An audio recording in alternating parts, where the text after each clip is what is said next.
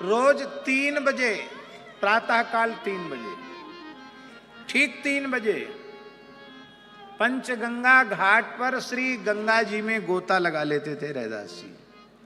कीर्तन करते हुए जाते, कीर्तन करते हुए आते, और जूती गांठ करके अपनी गुजर बसर करते, एकदम सामान्य तरीके से।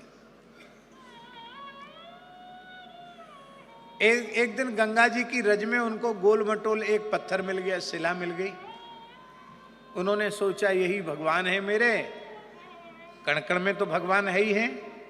उस गोल मटोल श्याम वर्ण की शिला को लेकर वे अपने घर आ गए, और स्वयं तो नीम के वृक्ष के नीचे रहते थे, और अब ठाकुर जी आ गए तो उनके लिए तो कुछ न कुछ छाया वाली जगह होनी चाहिए। एक झोपड़ी बना दी, उसी में अपने ठाकुर जी को पधरा दिया, सेवा करने लगे। लोगों में चर्चा का विषय छिड़ गया, अरे महाराज चर्मकार होकर तिलक लगाता है तो भगवान की पूजा भी करने लग गया। और इतना विरोध शुरू हो गया रैदास जी की पूजा का कि काशी नरेश के कान भरे गए। काशी नरेश से कहा गया, महाराज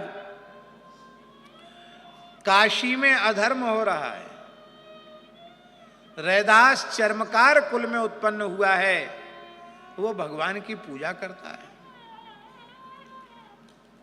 जानते हो इसका परिणाम क्या होगा? त्रीणि तत्र भवन्त्येव दुर्भिक्षम मरणम भयम, या तो अकाल पड़ जाएगा, या महामारी फैल जाएगी, या कोई भयंकर भीषण भयकारी विप्लवकारी घटना घटेगी जो आपके संभालने से भी संभलेगी नहीं। राजा भी घबरा गया। बहुत ध्यान से सुने, हम प्राप्ता का स्वरूप बता रहे हैं। जीव भले ही वो चाहे जितने निम्न कुल में पैदा हुआ हो, यदि साधन में लगा है तो भगवत प्राप्ति होनी है, अवश्य होनी है। राजा ने दरबार में बुलाया, बोले भाई हमने सुना है कि तुम भगवान की पूजा करते हो।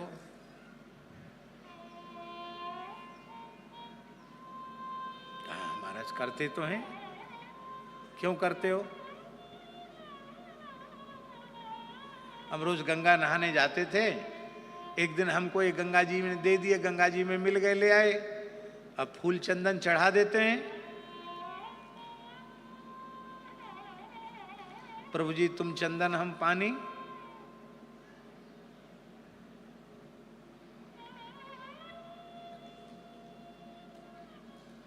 हम कहीं किसी मठ मंदिर की मर्यादा को भंग तो नहीं कर रहे हैं। हम भगवान के हैं और भगवान हमारे हैं, तो हमें कण कण में भगवान हैं।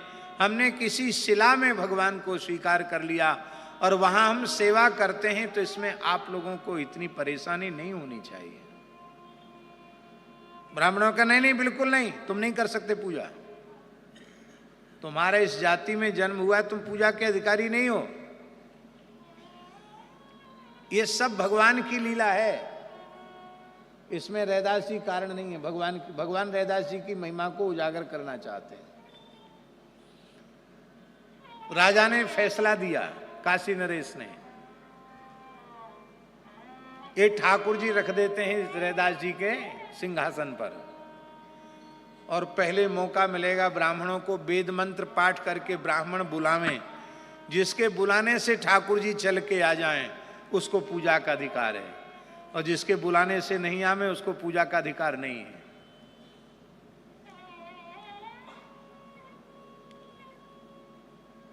ब्राह्मणों ने सोचा ये तो बड़ी विकट परीक्षा हुई, चलो लेकिन चलो। ऋग्वेदियों ने ऋग्वेद का पाठ किया, यजुर्वेदियों ने यजुर्वेद की ऋचाओं का पाठ किया, सामवेदियों ने सामगान किया, अथर्ववेदियों ने अथर्व का श्रुतियों का पाठ किया। वेद पाठ करते करते उनके कंठ सूख गए, भगवान हिले डुले ही नहीं, क्योंकि वो तो पत्थर देख रहे थे ना, भगवान का अनुभव नहीं कर रहे थे। अब बारी आई रैदास जी की, आप बुलाइए। ब्राह्मण सोचते थे कि इनके बुलाने से भी नहीं, हमारे बुलाने से नहीं आए तो इनके बुलाने से कैसे आ जाएंगे। और रैदास जी ने अपना तानपुरा संभाला और क्या कहा, जो तुम तो रो राम मैं नहीं तो,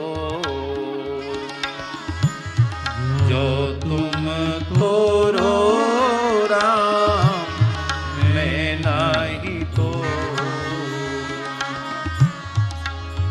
देखिए कितनी दीनता है। आप बड़े हैं राम जी, आप कहें हमको रैदास की जरूरत नहीं है, आप हमसे रिश्ता तोड़ सकते हैं, लेकिन मैं आपसे अपना संबंध नहीं तोड़ सकता। क्यों? आपसे तोड़कर किससे जोड़ूं? मैं न जो तुम तो रो राम मैं नहीं तो, जो तुम तो रो राम मैं नहीं तो। गाइए, जो तुम तो रो राम मैं नहीं तो, जो तुम तोड़ो राम मैं नहीं तो, तुमसे तोरी कवन सो जोड़ू, तुमसे तोरी कवन सो जोड़ू, तुमसे तोड़ी कवन सो जोड़ू, तुमसे तोड़ी कवन सो जोड़ू, जो तुम तोरो राम मैं नहीं तो, जो तुम तोरो राम मैं नहीं तो। तीरथ बरत न करूं अंदेशा,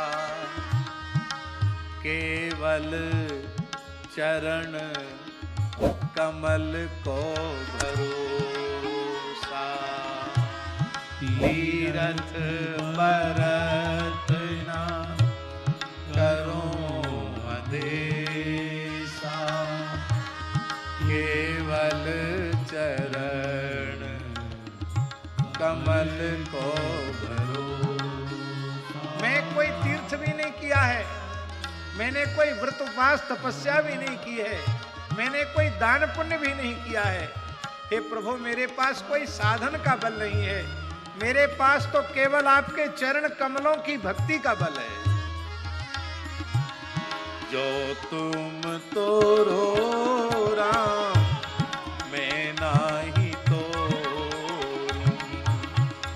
जो तुम तोड़ो राम मैं नहीं तो।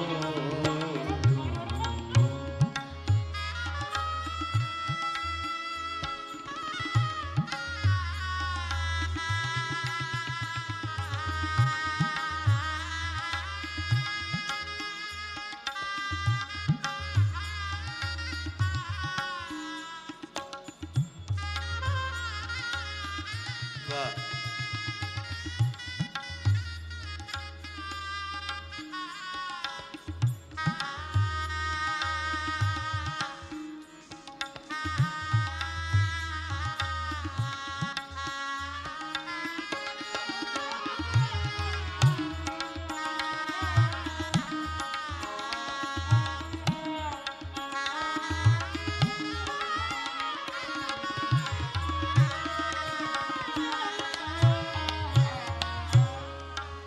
बड़ी विचित्र बात है।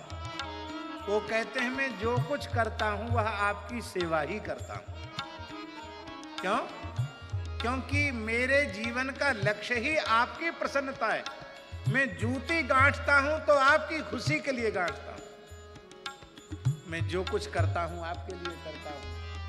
इसी का नाम है तदर्पिता अखिलाचारिता। जहाँ तहाँ जाऊं तुम्हारी पूजा, तुम सा देव और नहीं दूजा। जहाँ तहाँ जाऊं तुम्हारी पूजा, तुम सा देव और नहीं दूजा। जो तुम तो रो राम, मैं नहीं तो, जो तुम तो रो राम, मैं नहीं तो, तुम सन तोरी कवन सोजो, तुम सन तोरी कवन सोजो। एक बात है, रैदास जी कह रहे हैं मैंने अपने मन को हरि से जोड़ दिया है, और ये बात तो कोई नई बात नहीं है। हम आप सभी लोग कहते हैं हमने अपने आप को, अपने मन को भगवान से जोड़ दिया, लेकिन आगे की जो बात रैदास जी कह रहे हैं वो कहने की हिम्मत सबको नहीं है। वो कहते हैं हमने अपने मन को हरि से जोड़ दिया है और बाकी सबसे तोड़ दिया है। मैं अपनो मन हरि सो जोड़्यो, हरि सो जोरी सवनि सो तोड़्यो। मैं अपनो मन हरि सो जोड़्यो, हरि सो जोड़ी सवनि सो तोड़्यो। जो तुम तोड़ो राम, मैं नहीं तो, जो तुम तोड़ो राम, मैं नहीं तो।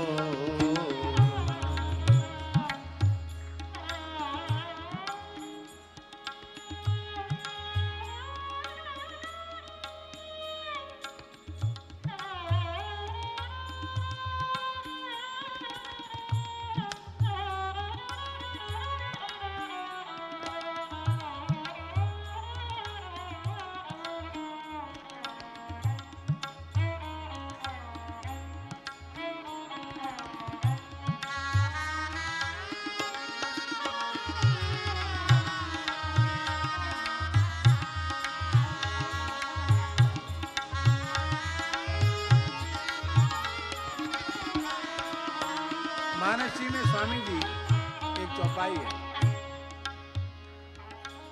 मोर दास कहाय नर आशा करे तो कहो कहा विश्वासा। भगवान का दास बनकर संसार से आस करे धिक्कार है। रैदास जी कहते हैं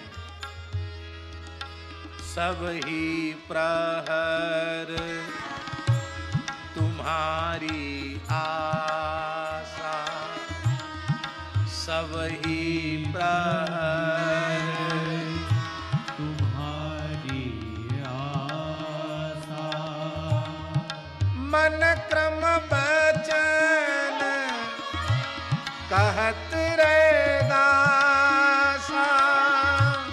मन क्रम वचन कहत रैदासा। जो तुम तोड़ो राम, मैं नहीं तो, जो तुम तोड़ो राम, मैं नहीं तो। रो रहे हैं, गा रहे हैं रैदास जी। और महाराज जी अंत में तो रैदास जी ने कहा, बड़ी प्यारी पंक्ति है रैदास जी की, वो कहते हैं पतित पावन नाम आज सांच कीजिए, विलंब छाणी आइए कि तो बुलाय लीजिए। हे प्रभो, वैकुंठ गोलोक साकेत में पतित पावन नाम सत्य नहीं हो सकता। ये तो आपका धरती पर अवतार लेने पर ही नाम सत्य होता है। आज रैदास जैसा पतित आपके सामने है, इसको अपनी छाती से लगाकर अपना पतित पावन नाम सत्य कर दीजिए। और यदि आपको आने में शर्म संकोच लगता है तो इशारा कीजिए, मैं उछलकर आपकी गोद में आ जाऊं। मैं आपके बिना जी नहीं सकता। और महाराज जी, भक्ति काल की वह एक अनुपम घटना है। काशी के बड़े बड़े वैदिक विद्वानों के बीच में ठाकुर जी का सिंहासन स्वयं चलकर आया और ठाकुर जी रैदास जी की छाती से लग गए। महाराज ब्राह्मण भी नतमस्तक हो गए और राजा भी चरणों में नतमस्तक हो गया। रैदास जी, आप सच्चे संत हैं।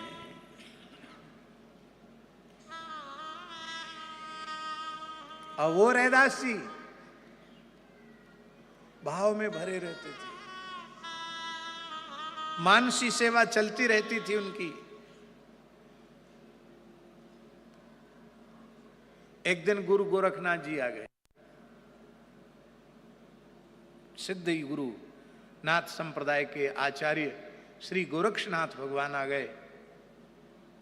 उन्होंने अपना भिक्षा पात्र खप्पर आगे बढ़ाया। रैदास जी महाराज, प्यास लगी है, जल लाओ। रैदास जी भगवान की भाव राज्य में सेवा में थे। उनके कठोता में जो जल भरा हुआ था, लकड़ी के कठोते में, कहते ना मन चंगा तो कठौती में गंगा, कठौती में जल भरा था। वो जल ही उन्होंने उनके भिक्षा पात्र में डाल दिया, खप्पर में डाल दिया। गोरखनाथ जी ने ले तो लिया, फेंका भी नहीं और पिया भी नहीं। उस जल को लेकर गोरखनाथ जी, बहुत ध्यान से सुने, उस जल को लेकर श्री गुरु गोरखनाथ जी संत कबीरदास जी के पास चले गए। श्री कबीरदास जी, रैदास जी, गोरखनाथ जी, सबका बड़ा प्रेम था। श्री कबीरदास जी के यहाँ एक बच्ची रहती थी, उसका नाम था कमाली। कबीर जी की साक्षात पुत्री नहीं थी, मरी हुई लड़की को जीवित किया था, वो उसका नाम कमाली हुआ। एक मरे हुए लड़के को जीवित किया था, उसका नाम कमाल हुआ। तो कमाल और कमाली उनके मानस पुत्र और पुत्री थी। तो कमाली ने गोरखनाथ जी को प्रणाम करके कहा कि काका जी, ये खप्पर में जल कहाँ से लेके आए हैं? बोले, अरे कमाली, क्या बताएं, तुम्हारा जो रैदास काका है ना, उसी ने ये दिया है। आपने पिया क्यों नहीं? बोले, पता नहीं पिया, मेरे मन में इच्छा नहीं हुई पीने की, नहीं पिया। तो बहुत ध्यान से सुने। कमाली बोली, आपकी आज्ञा हो तो मैं पी जाऊं। अब पी जाओ। कमाली पी गई और उनके खप्पर को दूसरे पवित्र गंगाजल से भर दिया गया। गोरखनाथ जी ने गंगाजल पिया। कालांतर में उस कमाली का विवाह मुल्तान में हुआ, जो दुर्भाग्य से इस समय पाकिस्तान में है। भगवान नृसिंह की प्राकट्य भूमि है मुल्तान। सनातन धर्म का बहुत बड़ा केंद्र रहा है किसी समय में मुल्तान। मुल्तान में ब्याही गई कमाली और नाथ मत का प्रचार करते हुए, सनातन धर्म का प्रचार करते हुए गुरु गोरखनाथ जी मुल्तान पहुंचे। तो लोग कहते थे, बाबा हमारी भिक्षा ग्रहण करो। बाबा बोलते थे, जो मेरा खप्पर भर देगा उसकी भिक्षा लूंगा। बाबा का ऐसा सिद्ध खप्पर के हजारों मन डाल दो, भरे नहीं खप्पर।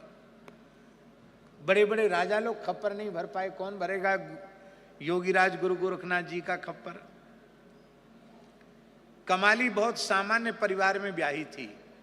कमाली ने अपने पति से कहा कि बाबा जी को न्योता कर दो ना। अरे बोले, हम लोग तो सामान्य गरीब लोग हैं, बड़े बड़े राजा लोग उनका खप्पर नहीं भर सके, तुम कैसे भरोगे? अरे बोले मैं भर दूंगी खप्पर, वो मेरे काका हैं, बुलाओ उनको। बुलाया न्योते में, बोले मेरा खप्पर भरो। एक चम्मच भात से, बहुत ध्यान से सुने, एक चम्मच भात से खप्पर भर दिया, और भर ही नहीं दिया, खप्पर पूरा एक चम्मच भात से भर गया, और इतना भर गया कि बिखर गया, नीचे गिरने लग गया। गोरखनाथ जी को आश्चर्य हुआ, एक छोटी सी चम्मच से मेरे सिद्ध खप्पर को भरने वाली ये देवी है कौन? बोले मेरी सिद्धि को चुनौती देने वाली, मेरे सिद्ध खप्पर को एक चम्मच में भर देने वाली, तू तो महान सिद्ध है, तू कौन है? ये कमाल तेरे भीतर कहां से आया? कमाली बोली चाचा जी आप भूल गए, मैं आप सबकी लाड़ी दुलारी बेटी कमाली। और ये कमाली तू यहां? बोले हाँ, मेरा ससुराल है। ये कमाल तेरे में कहां से आया? बोले ये मेरा कमाल नहीं है, संत रैदास जी का जो जल आप अपने खप्पर में लेके आए थे, उस जल का कमाल है। गोरखनाथ जी ने वहां भिक्षा ली और योग बल से तत्काल अंतर्धान होकर काशी पहुंच गए। फिर खप्पर रैदास जी के सामने किया, लाओ रैदास जी, प्यास लगी है, पानी वहां, भोजन वहां किया है, जल यहां पिएंगे, लाओ भरो खप्पर। रैदास जी ने कहा प्याते थे तब पिया नहीं। आप समझ रहे हैं ना भाषा? प्याते माने पिलाते थे, प्याते थे तब पिया नहीं, जिन पिया पिया को जान लिया। प्याते थे तब पिया नहीं, जिन पिया पिया को जान लिया। भूला जोगी फिरे दीवाना, वह पानी मुल्तान गया। अब वो यहां नहीं है, वो पानी मुल्तान चला गया है। आप कहेंगे ये प्रसंग सुनाने का तुक क्या है? ये तुक यही है, जन्म लाभ परः पुंसाम अंते नारायण स्मृति। प्राप्ता जीव का स्वरूप है। आप ब्राह्मण कुल में उत्पन्न हुए हैं या चांडाल कुल में उत्पन्न हुए हैं, इससे कोई लेना देना नहीं। यदि ईमानदारी से भगवत शरणागत होकर आप भजन में लगे हुए हैं, तो आपका उसी जन्म में उसी शरीर से परम कल्याण हो जाएगा। जो प्रभु श्री राम गीध को अपना पिता कहने के लिए, पिता का आदर देने के लिए तैयार हैं, जो सबरी को अपनी मां कहने के लिए तैयार हैं, उसका आतिथ्य स्वीकार करने वाले हैं, जो निषाद राज को अपनी छाती से लगाने वाले हैं, जो केवट को अपना मित्र कहने वाले हैं, वो भगवान आपको अपनी शरण में नहीं लेंगे क्या? ईमानदारी से भगवत वर्ण धर्म आश्रम धर्म का यथावत श्रद्धा पूर्वक पालन करते हुए आप भगवान के चरणों में समर्पित हो जाइए, आपका परम कल्याण होगा। इसलिए प्राप्ता जीव है, और उस जीव का स्वरूप है कि वो जब चाहे तब भगवान को प्राप्त कर ले। स्वामी जी, बड़ी विचित्र बात है, संसार की वस्तुएं चाहने से नहीं मिलती, उनमें प्रारब्ध और पुरुषार्थ दोनों का सहकार जरूरी है, पर भगवान केवल चाहने से मिल जाते हैं। इससे अधिक सुलभ और क्या होगा? इसलिए भगवान ने अपने को सुलभ कहा गीता में, तस्याहम सुलभ पार्थ नित्य युक्तस्य योगिना। मैं सुलभ हूं, पर भगवान को सुलभ बनाने वाले महात्मा दुर्लभ हैं। वासुदेवा सर्वमिति स महात्मा दुर्लभा नहीं सुदुर्लभा। सर्वत्र भगवत दृष्टि देने वाले संत दुर्लभ हैं। प्राप्य परमात्मा, प्राप्ता जीव, वो स्त्री हो, पुरुष हो, ब्राह्मण हो, क्षत्रिय हो, वैश्य हो, शूद्र हो, कोई हो, प्रत्येक जीव भगवत प्राप्ति का अधिकारी है। तीसरा प्रश्न है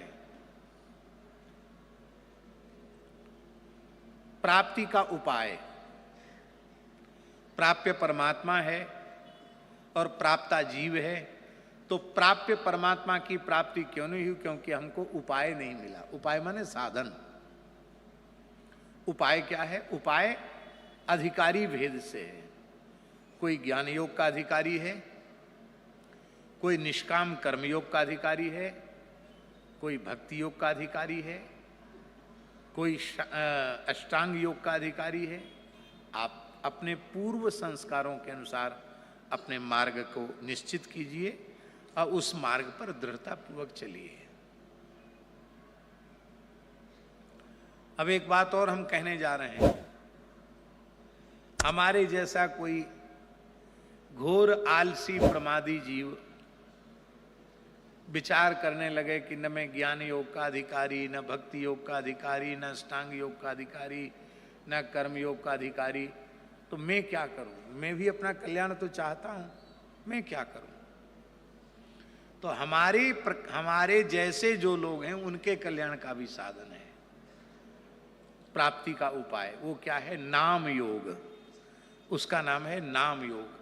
स्वाद आवे या ना आवे, मन लगे न लगे, जिह्वा से केवल राम राम राम राम राम राम राम राम राम राम राम राम राम राम राम राम रट लगा दो। राम नाम का आश्रय ले लो, ज्ञान भी सिद्ध हो जाएगा, कर्म भी सिद्ध हो जाएगी, भक्ति भी सिद्ध हो जाएगी। प्राप्ति का साधन। इसलिए प्राप्ति का सबसे श्रेष्ठ साधन भगवान नाम है। ध्रुव सगलान जपेउ हरि नामू, पावा अचल अनुपम ठाऊं। आज तक जिस किसी ने भी भगवान को प्राप्त किया है, केवल नाम के सहारे प्राप्त किया है। कितने हो गए? प्राप्य, प्राप्ता, प्राप्ति का उपाय। चौथी चीज और बड़ी महत्वपूर्ण है, प्राप्ति का विरोधी। प्राप्ति का विरोधी क्या है? भाई पहली बार तो हम मनुष्य नहीं बने हैं, इसके पहले भी अनेकों बार भगवान ने कृपा पूर्वक हमें मनुष्य बनाया होगा। कबहु करी करुणा नर देही, देत ईस बिन हेतु सनेही। तो आखिर हम कृतार्थ क्यों नहीं हो सके? कृतार्थ हो गए होते तो वर्तमान जन्म ही नहीं होता। वर्तमान जन्म प्रमाणित कर रहा है कि अब तक तुम अकृतार्थ बने हुए हो।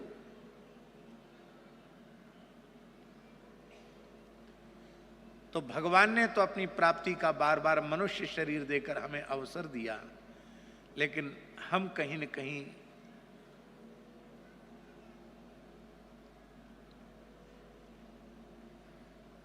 भगवत प्राप्ति के अलभ्य लाभ से वंचित रह गए। क्यों? प्राप्ति का विरोधी।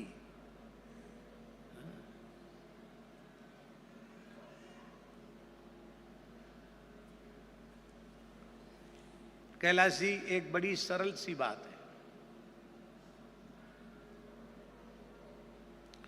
आपके घर की टंकी में 1.25 इंच का या 2.25 इंच का पाइप पानी भेजने वाला है, सप्लाई करने वाला है, टंकी में पानी चढ़ाने वाला, और 6 इंच 8 इंच का बम्बा खुला हुआ है। तो चाहे जितनी बढ़िया मोटर हो, दिनों रात चले, गर्म होके फूक जाएगी, लेकिन टंकी भरने वाली भरेगी टंकी।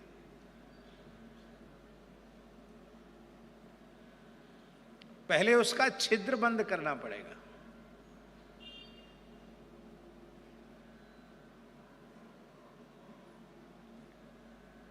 ये प्राप्ति का विरोधी क्या है? प्राप्ति का विरोधी है तजोमन हरि विमुखन को संग, जिनके संग कुमति मति उपजय, परत भजन में भंग। तजोमन हरि विमुखन को संग। गोस्वामी जी कहते, बरभल वास नरक कर ताता, दुष्ट संग जनि देहि विधाता। नारद जी कहते दुस्संगस्तु सर्वथा त्याज्य, प्राप्ति का विरोधी है कुसंग। कुसंग क्या है? बहुत विस्तृत चर्चा है, लेकिन उसकी संक्षिप्त सरल व्याख्या हम प्रस्तुत कर रहे हैं। श्रद्धा शून्य व्यक्ति का संग कुसंग है और श्रद्धावान व्यक्ति का संग सत्संग है।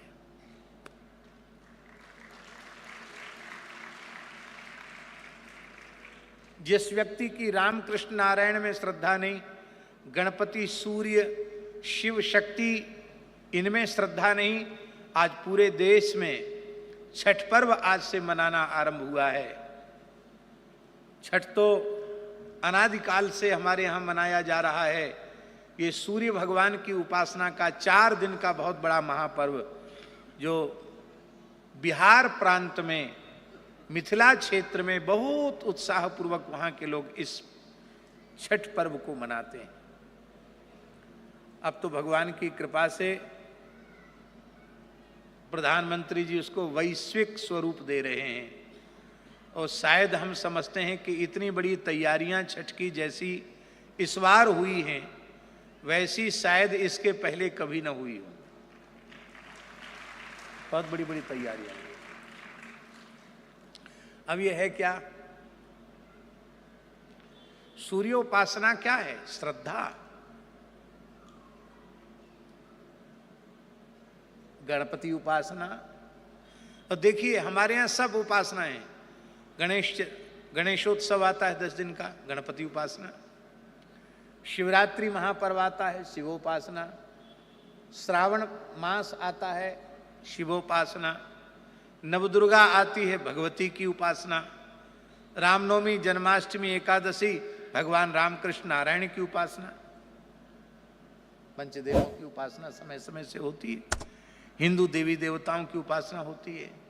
बड़े दुख की बात है, बड़े दुर्भाग्य की बात है, सर्वोच्च पद पर बैठे हुए इस देश के सर्वोच्च न्यायालय में सर्वोच्च न्यायाधीश के पद पर बैठे हुए लोगों की भी श्रद्धा हिंदू देवी देवताओं में नहीं, वैदिक सनातन धर्म में नहीं, इसलिए वे मनमानी टिप्पणियां धर्म को लेकर के कर देते हैं।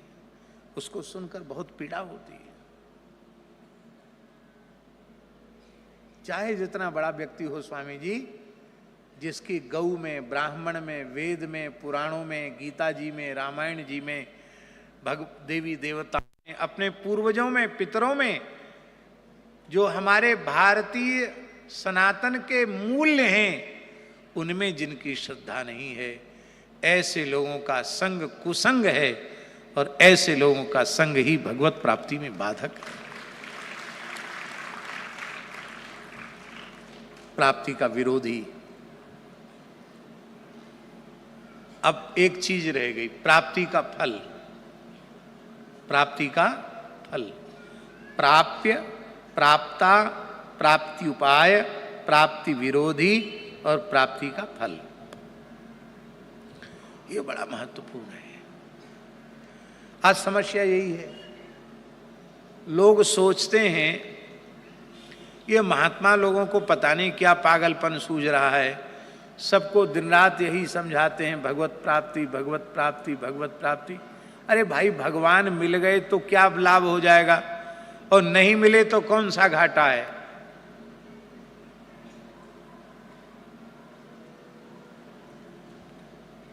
बात थोड़ी सी कड़वी,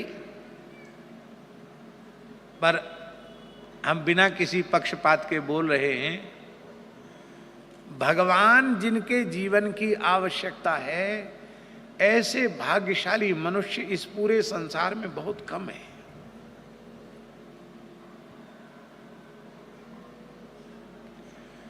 मनुष्य की आवश्यकता रोटी, कपड़ा, मकान है।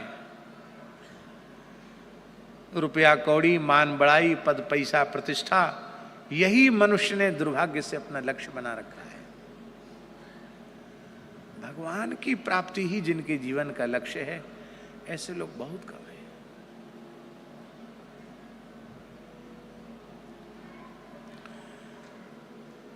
लोग यही तो सोचते हैं कि भगवान न मिले तो भी क्या हानि, हमारी काम तो बढ़िया चल ही रहा है, बढ़िया मकान है, अच्छी दुकान चल रही है, बढ़िया नौकरी है, पत्नी बच्चे सब बढ़िया हैं, खूब रुपया पैसा है, हैं? न्यायोचित कमाई तो हो ही रही है, अन्यायोचित कमाई भी बहुत ज़्यादा हो रही है। तो क्या है, कोई देखने वाला तो है नहीं, कभी पकड़ में आ जाएंगे तब की तब देखी जाएगी, नहीं तो जो हो सो करो। बहुत ध्यान से सुने, जिन लोगों को अपने जीवन में भगवत प्राप्ति नहीं हुई है अथवा भगवत प्राप्ति की दिशा में जो नहीं चल रहे हैं, उन लोगों के जीवन को देख लो, और जो भगवत प्राप्ति के पथ में चल पड़े हों, जिन्हें भगवान मिल चुके हों, उनके जीवन को देख लो। स्वामी जी, रावण को क्या नहीं मिला? सब कुछ मिला, पर उसका जीवन आदर्श नहीं बन पाया, क्योंकि उसने अपने जीवन का फल भगवत प्राप्ति नहीं माना। कौन सी ऐसी समृद्धि जो उसके पास नहीं थी? जिस जमाने में विमान होते ही नहीं थे, उस समय ऐसा विमान था उसके पास कि चाहे जितने लोग बैठ जाएं फिर भी एक सीट कम रह जाए, एक सीट खाली रह जाए, इतना विचित्र विमान था। सोने की नगरी थी। एक लखपूत सवा लख नाती, तारावण घर दिया न बाती, कबीरदास जी ने कहा। सवरी के पास क्या था, केवट के पास क्या था? पर केवट का जीवन देखो, सबरी का जीवन देखो। हम लोग भगवान के पास जाकर पता नहीं क्या क्या मांगते हैं, और भगवान बार बार कहते केवट से मांग मांग मांग। अब कछु नाथ ना चाहिए मोरे, अब कछु नाथ ना चाहिए मोरे, दीन दयालु अनुग्रह तोरे, दीन दयालु अनुग्रह तोरे, अब कछु नाथ ना चाहिए मोरे, अब कछु नाथ ना चाहिए मोरे,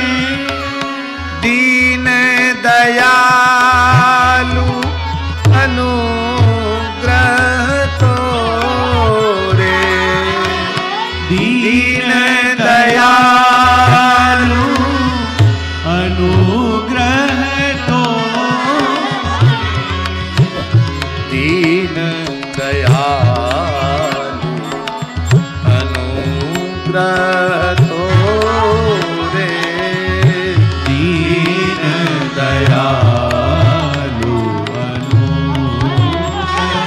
तोरे। आत्माराम आप्त काम पूर्ण काम परम निष्काम हो गया केवट। स्वामी जी, मनुष्य जन्म की सर्वोच्च उपलब्धि यही है, पूर्ण काम हो जाना, आत्माराम हो जाना, आप्त काम हो जाना, और यह जीवन उनका हो। जो नरसिंह मेहता को देख लो, मीरा जी को देख लो, अभी रैदास जी की चर्चा की, रैदास जी को देख लो, ध्रुव प्रहलाद को देख लो, पांडवों को देख लो, विदुर जी को देख लो, जिन्हें भगवत प्राप्ति हो चुकी है उनका जीवन देख लो, और जो भगवत प्राप्ति से विमुख हैं उनका जीवन देख लो। यही भगवत प्राप्ति का फल है। यदि आप अपने जीवन को सफल बनाना चाहते हो तो इसी जन्म में इसी शरीर से भगवत साक्षात्कार हो, ऐसा भीतर से पक्का निश्चय आपको करना पड़ेगा।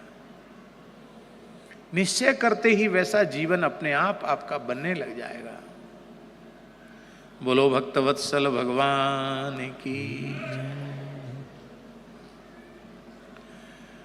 तो अंत में भगवान का स्मरण होवे। और यदि कोई कहे कि 3 साधनों में से अंतिम एक साधन कहो, तो सुखदेव जी कहते हैं योगिनाम नृप निर्णीतम हरेर नामानुकीर्तनम। श्रवण, कीर्तन और स्मरण जो 3 साधन बताए, इनमें प्रधान कीर्तन है। देखिए, जब कोई व्यक्ति श्रवण करता है तो श्रवणकर्ता को श्रवण का लाभ होता है। जब कोई व्यक्ति स्मरण करता है तो स्मरणकर्ता को स्मरण का लाभ होता है। किंतु जब वह नाम रूप गुण लीला का कीर्तन करने लग जाता है तो श्रवण का भी लाभ उसे होने लग जाता है और भीतर से स्मरण का लाभ भी उसे होने लग जाता है। तो त्रिगुणित लाभ हो जाता है कीर्तन करने वाले को, श्रवण भी और स्मरण भी, और सबको लाभ मिल जाता है। इसलिए भगवान नाम कीर्तन वह सबसे श्रेष्ठ है। राजन, तुम बड़े भाग्यशाली हो, तुम्हारे पास तो 7 दिन का पर्याप्त समय है। रघुवंश में, सूर्य वंश में राम जी के पूर्वजों में एक राजा हुए, महाराज खट्वांग। इतने बड़े वीर थे कि देवासुर संग्राम में देवराज इंद्र के पक्ष से लड़ने गए। 1000 वर्ष तक युद्ध किया उन्होंने असुरों से, और अंत में असुरों का संहार करके देवराज इंद्र को विजय दिलाई। इंद्र ने कहा, हम बहुत प्रसन्न हैं, आपको कुछ वर चाहिए तो मांग लो। खट्वांग जी ने कहा, आप देवता हो तो इतनी बात बता दो, हमारे जीवन के कितने क्षण अवशिष्ट हैं, हमारी कितनी आयु बाकी है। इंद्र बोले, धरती पर जाने के बाद 48 मिनट से ज्यादा आप जीवित नहीं रहोगे। एक मुहूर्त माने 24 मिनट की एक घड़ी होती है और 2 घड़ी का एक मुहूर्त होता है, माने 48 मिनट जीवित रहोगे। खट्वांग बोले, 48 मिनट कम नहीं है, हमारे लिए बहुत है, जल्दी भेजो। इंद्र ने उनको धरती पर भेजा। अयोध्या के राजा थे खट्वांग। आपने अपने पुत्र दीर्घबाहु को राजा बनाया और सरयू जी के किनारे चले गए और कीर्तन करने लगे, श्री राम जय राम जय जय राम, श्री राम जय राम जय जय राम, श्री राम जय राम जय जय राम, श्री राम जय राम जय जय राम, श्री राम जय राम जय जय राम, श्री राम जय राम जय जय राम, श्री राम जय राम जय जय राम, श्री राम जय राम जय जय राम, श्री राम जय राम जय जय राम, श्री राम जय राम जय जय राम, श्री राम जय राम जय जय राम, श्री राम जय राम जय। अब आप विचार करो महाराज जी, 48 मिनट में उन्होंने अपने पुत्र को राजा भी बना दिया और सरयू जी के किनारे चले गए, तो कम से कम 1-1.5 घड़ी का समय तो ऐसे ही चला गया होगा। 1 घड़ी आधी घड़ी आधी में पुनियाद, तुलसी संगति साधु की हरे कोटि अपराध। हमको लगता है खट्वांग के कल्याण का विचार करके ही तुलसीदास जी ने ये दोहा लिखा होगा। थोड़ी देर में कीर्तन करके आपने गतवान अभयम हरिम, भगवान के अभय पद को खट्वांग राजर्षि ने प्राप्त कर लिया। तुम्हारे पास पर्याप्त 7 दिन का समय है।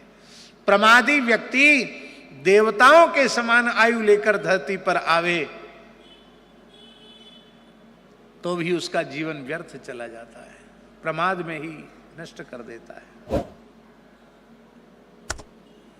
और प्रमाद शून्य व्यक्ति थोड़े समय में भी अपने जीवन को इतना मूल्यवान बना देता है, अपने लिए उपयोगी, परिवार के लिए उपयोगी, पूरे समाज के लिए उपयोगी, राष्ट्र के लिए उपयोगी, संपूर्ण विश्व की मानव जाति के लिए उपयोगी बना देता है।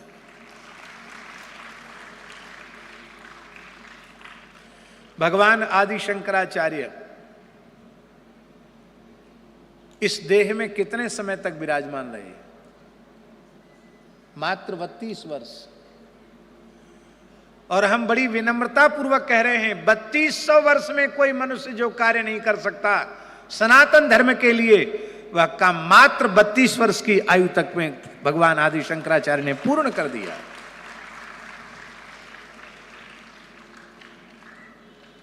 चलो वो तो उस काल की बात है। परवर्ती काल में स्वामी विवेकानंद जी को देखिए, 39 वर्ष। कितना स्वामी जी? 40 भी पूरा नहीं, 39 वर्ष में कितना संघर्ष सहन करके, उस काल में जब देश गुलामी के दौर से गुजर रहा था, उस काल में भारतवर्ष की गरिमा को, हिंदू सनातन संस्कृति की महिमा को, गरिमा को उन्होंने पाश्चात्य देशों के बीच में सर्वोच्च रूप में प्रतिष्ठित करके दिखाया।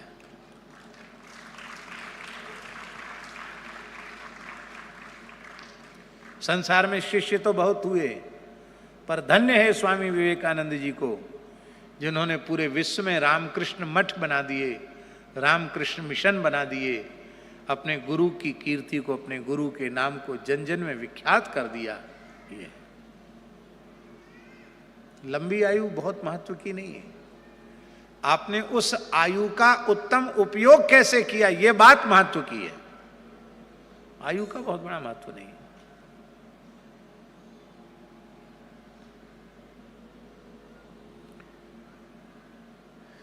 इस प्रकार से पहले सब कुछ त्याग करके जंगल में चला जाए, पवित्र तीर्थ में स्नान करे, ध्यान में एकाग्रचित्त होकर के भगवान के नाम का अभ्यास करे, नाम से चित्त निर्मल हो जाए, तो चरण से लेके मुखारविंद तक, मुखारविंद से लेके चरणों तक भगवान के स्वरूप का ध्यान करे।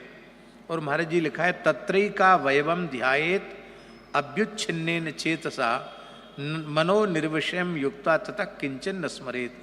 भगवान के स्वरूप में जब चित्त का विलय हो जाता है और जब शरीर संसार की पूर्ण विस्मृति हो जाती है, भगवान के स्वरूप में हमारा चित्त पूरी तरह डूब जाता है, तो कहते हैं पदम तत्परमम विष्णुर यत्र मनो यत्र प्रसीदति। फिर वह परम पद भगवान का, वह ध्यान ही भगवान का वह परम पद है, जहाँ पहुँचने के बाद मन अत्यंत प्रसन्न हो जाता है। मनो यत्र प्रसीदति। तो उस अवस्था का स्वामी जी, उस अवस्था का जो परमानंदमयी अवस्था है, उस अवस्था में पहुंचने के बाद साधक के चित्त की अवस्था कैसी होती है? कहते रजस्तमोभ्याम आक्षिप्तम विमूढ़म मन आत्मनः यच्छेद धारणया धीरो हंतिया तत्कृतम विलम। ध्यान की एकाग्रता प्राप्त होने पर, सिद्ध होने पर न तो रजोगुण रह जाता है जीवन में, न तमोगुण रह जाता है। माया की परिधि वाला सतोगुण भी नहीं रहता, सत्व भी विशुद्ध सत्व हो जाता है।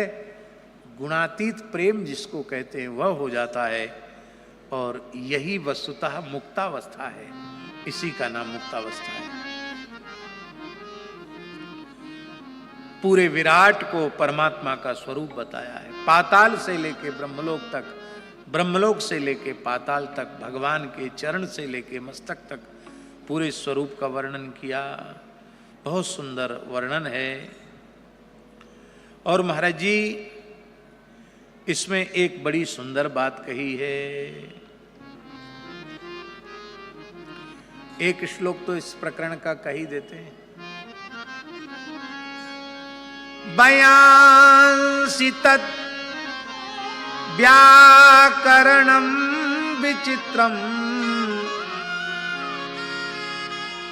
बयांसि व्याकरणं विचित्रम् मनुर्मनीषा मनुजो निवासः गंधर्व विद्याधर चारणाप्सरा स्वर स्मृतिरसुरानी कवीर्य।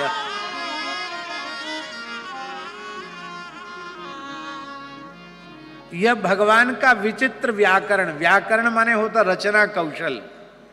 यह भगवान की कारीगरी, भगवान का रचना कौशल क्या है? ये विचित्र सृष्टि ही परमात्मा का रचना कौशल है।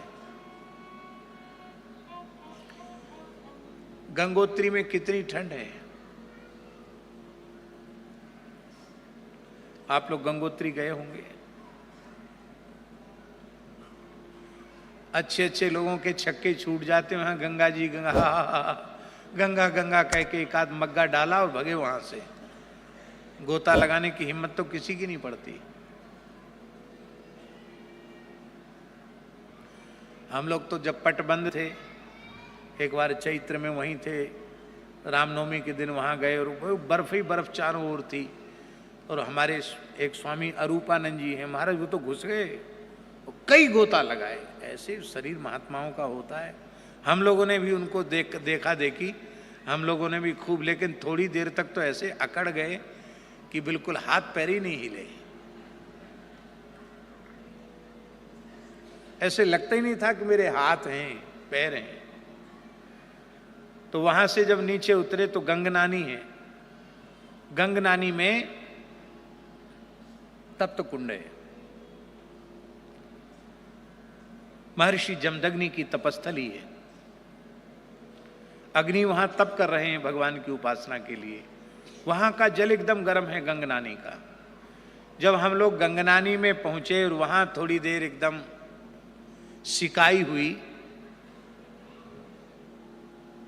तब लगा कि हां अब जान में जान आई। जहां बर्फ ही बर्फ चारों ओर है, वहां भगवान ने गर्म पानी की व्यवस्था कर रखी। यमुनोत्री में तो लोग वहां पोटली में बांध के चावल छोड़ देते हैं, आलू पोटली में बांध के छोड़ देते, सिद्ध हो जाते हैं, वही प्रसाद लेके आते हैं। हम लोग यमुनोत्री में स्नान कर रहे थे, एक महानुभाव पहुंच गए। हम यमुनोत्री की महिमा सुना रहे थे। वो बोले ये सब झूठ मूठ की बातें पुराणों पोथियों में लिखी, मैं नहीं मानता। हमने कहा आप यहाँ आए क्यों? बोले हम तो सैलानी हैं, घूमने फिरने आए। आप कहते हैं यहाँ तप्त कुंड है, ये है वो है, अमुक ने तपस्या की, हम नहीं मानते हैं। इसके नीचे गंधक है, गंधक के कारण पानी खौल रहा है। विज्ञान है सीधा सीधा, इसमें क्या देवी देवता आया? हमने कहा हम उत्तर तो दे देंगे लेकिन आपको बुरा लग जाएगा। बोले नहीं हमारे बुरे की परवाह मत करो, तो उत्तर दो। हमने कहा आपके पिताजी गंधक यहां रखने आए थे? कि आपके पिताजी ने गंधक नाम का खनिज बनाया? किसने बनाया? अरे सारी धरती जिसने बनाई उसी ने गंधक बनाया, उसी ने पानी बनाया। तो ये परमात्मा की बनाई हुई व्यवस्था है, इसको स्वीकार करने में आपको क्यों, क्या ऐतराज है आपको? ये भगवान का रचना कौशल है। बड़ी बड़ी कंपनियां कहती हैं कि हमारा कलर सालों साल चलेगा, ज्यों का त्यों रहेगा, उसकी चमक बिल्कुल कम नहीं होगी, और सब उनके प्रचार झूठे साबित हो जाते हैं। भगवान ने कौआ पर कैसा बढ़िया काला पेंट किया, कितनी गर्मी चली गई, कितनी बरसात, कितनी ठंडी, उसकी कालीमा बिल्कुल कम नहीं। तोते को कितने हरे रंग से पेंट किया, कितने ऋतुएं बदल गई, लेकिन तोते की हरियाली में कोई अंतर नहीं। उसकी चोंच कैसी लाल रंग से रंग दी, एक जैसी चमकती रहती है अंतिम क्षण तक। अरे मयूर के पंखों की चित्रकारी तो देखो, एक एक पंखे पर कैसी चित्रकारी। महाराज दुनिया का कोई व्यक्ति इन रंगों को नहीं बना सकता जो परमात्मा ने किए।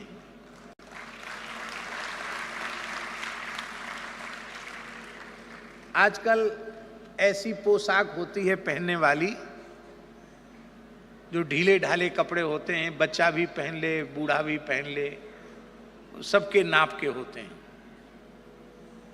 लेकिन बच्चा पहने तो बच्चे के नाप का हो जाए और बूढ़ा पहने तो बूढ़े के नाप का हो जाए, ऐसा कपड़ा दुनिया में कोई कंपनी तैयार करती है? भगवान ने रीछ को इतना बढ़िया कोट पहनाया है, बच्चा हो तो बच्चे वाला सूट, और जवान हो तो जवान वाला सूट, और बूढ़ा हो जाए तो भी उसके आकार के अनुसार उसका कपड़ा बढ़ता रहता है। कितनी विचित्र बात है।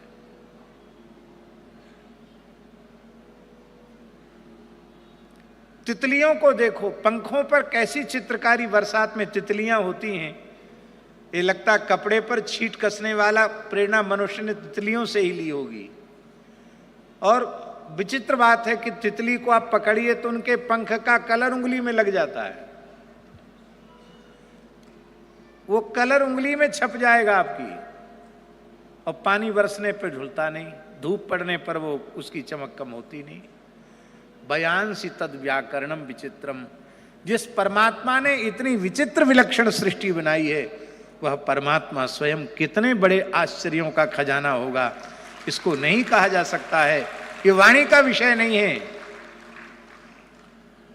और परमात्मा की बुद्धि क्या है, बहुत ऊंची बात है।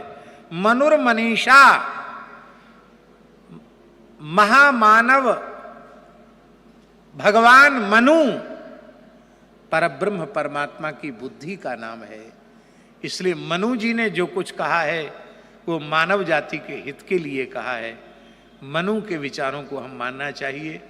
बड़े दुख की बात है, आज मनु को भी गाली देने वाले पैदा हो गए। कहते ये मनुवादी हैं, तुम कौन हो? बोले हम धनुवादी हैं। तो अपने आप ही आप दानव हो गए। धनु की संतान दानव और मनु की संतान मानव। भगवान ने तो तुम्हें मानव बनाया, पर तुम हठपूर्वक दानव बनना चाहते हो। मनुर्मनीषा। आगे की बात और विलक्षण है। मनुजो निवासः। भगवान ने अपने लिए स्वयं अपना मंदिर कौन सा बनाया है? बहुत ध्यान से सुने। अयोध्या में रामलला का मंदिर सब प्रेमी भक्तों ने मिलकर बनाया है, पर रामलला ने अपने रहने के लिए कौन सा मंदिर बनाया है? स्वयं कौन सा मंदिर भगवान ने बनाया है? कहती है मनुष्य का शरीर भगवान का मंदिर है, ये भगवान ने स्वयं रहने के लिए बनाया है। आज केवल इतनी सी बात हम स्वीकार कर लें कि ये मनुष्य नहीं, ये इतने मंदिर हमारे सामने बैठे हैं, तो मंदिर का कोई अपमान करेगा? मंदिर का कोई तिरस्कार करेगा? मंदिर को कोई मिटाएगा? आज मनुष्य की कीमत नहीं समझता है? हमले होते हैं, राष्ट्र की सेवा करने वालों पर भी हमले होते हैं, समाज की सेवा करने वालों पर भी हमले होते हैं। स्वामी जी, ईसाई मिशनरियों के विरुद्ध जो काम महात्मा लोग जंगलों में कर रहे हैं, उनके ऊपर भी कितने बार प्राणघाती हमले होते हैं। और अब तो दक्षिण में जहां धर्मांतरण बहुत जोर से चल रहा है, वहां तो अब बड़े बड़े शहरों में भी इन कामों में लगे हुए लोगों पर हमले हो रहे हैं। यदि सब लोग यह स्वीकार करें कि मनुष्य शरीर भगवान का चलता फिरता मंदिर है, तो स्वामी जी आहार विहार विचार सब कुछ पवित्र हो जाएगा। मंदिर में प्याज लहसुन जाता है, जब ये मंदिर होगा तो आप प्याज लहसुन खाएंगे, फिर आप शराब पिएंगे, फिर आप जुआ खेलेंगे, फिर आप व्यभिचार करेंगे, फिर आप मांस खाएंगे। केवल इतना विचार कर लो, ये मंदिर है, इसको मंदिर जैसा पवित्र बनाकर रखना है, तो आपका मानव होना सफल हो जाएगा। मनुर्मनीषा मनुजो निवासः। ये दो प्रकार का ध्यान इसलिए बताया कि जब आप ध्यान की अवस्था में हो तब भगवान के ध्यान का आनंद लेवें, और जब ध्यान से बाहर आ जाएं तो सारा विराट भगवान का स्वरूप है। इस स्वरूप में भगवान का ध्यान करें। बहुत सुंदर प्रकरण है। सृष्टि का विस्तार पूर्वक वर्णन करके सुखदेव जी ने बताया है। ब्रह्मा जी नारद जी के संवाद के माध्यम से चतुश्लोकी भागवत का निरूपण किया गया। सर्ग विसर्ग स्थान पोषण ऊति मनवंतर ईशान कथा निरोध मुक्ति आश्रय 10 भागवत के लक्षण निरूपित किए गए। तृतीय स्कंद का लक्षण सर्ग है, जिसमें सृष्टि का वर्णन है। विदुर मैत्री जी का संवाद है, फिर उद्धव जी और पहले विदुर जी और उद्धव जी का संवाद है, फिर विदुर जी और मैत्री जी का संवाद है। भगवान ने कैसे 12 अवतार लेकर हिरण्याक्ष दैत्य का वध किया उसका प्रसंग है। भगवान ने कपिल रूप से प्रकट होकर देवहूति माता को ज्ञान का उपदेश किया, उसका बड़ा सुंदर वर्णन है। यहाँ तृतीय स्कंध की समाप्ति होती है। चौथे स्कंध में धर्म अर्थ काम मोक्ष पुरुषार्थों का निरूपण किया गया है। पहले धर्म प्रकरण है, इसके बाद अर्थ प्रकरण है। ध्रुव जी का चरित्र, ध्रुव जी को अर्थ की प्राप्ति भगवान की कृपा से हुई है। चक्रवर्ती सम्राट का पद भगवान की कृपा से मिला और ध्रुव पद भी भगवान की कृपा से मिला। काल के सिर पर पैर रखकर ध्रुव जी भगवान के धाम को गए। पृथु जी का चरित्र काम रूपी पुरुषार्थ का निरूपक चरित्र है। पृथ्वी कामधेनु गाय है और संपूर्ण पदार्थों का दोहन उसी से करके अभीष्ट की पूर्ति हो रही है। और मोक्ष का प्रकरण है पुरंजनोपाख्यान। यह जीव का अपना चरित्र है, आत्मचरित्र है। इसको ठीक से जीव समझ लेगा तो जीवन मुक्त हो जाएगा, संसार चक्र से छूट जाएगा। पंचम स्कंध में सबसे पहले ऋषभाख्यान से आरंभ होता है। ऋषभ प्रियव्रत महाराज का उपाख्यान, उनके वंश में भगवान ऋषभ देव का अवतार और ऋषभ देव जी के पुत्र श्री जड़भरत जी महाराज, जिन्होंने रहुगण को उपदेश दिया। रहुगण तपसा न याति न चेज्जया निरपराध गणात् वा न छंदसा नैव जलाग्नि सूर्य बिना महत पादरजोभिषेकम। हे रहुगण, तू जिस दिव्य ज्ञान को प्राप्त करना चाहता है वह तपस्या से, योग से, समाधि से, वेदों के स्वाध्याय से, अग्नि सूर्य आदि की उपासना से नहीं मिलता। वो तो महत पुरुषों की चरण रज में अभिषेक करने से प्राप्त होता है। रहुगण का परम कल्याण हो गया। उसने ब्रह्मविद वरिष्ठ आत्माराम आप्त काम परमहंस अवधूत महात्मा जड़भरत जी की चरण रज को सिर पर लगाया और वह जीवन मुक्त हो गया। ऋषभाख्यान पर्यंतम द्वितीय हनिवाचयित। दूसरे दिन की कथा में ऋषभाख्यान तक होना चाहिए, तो हम ऋषभाख्यान तक पहुंच गए हैं। हम तो भागवत जी की जो कथा कहते हैं, एक एक प्रकरण को ही एक एक सप्ताह में कह सकते हैं, लेकिन चलो, ये साप्ताहिक प्रवचन है।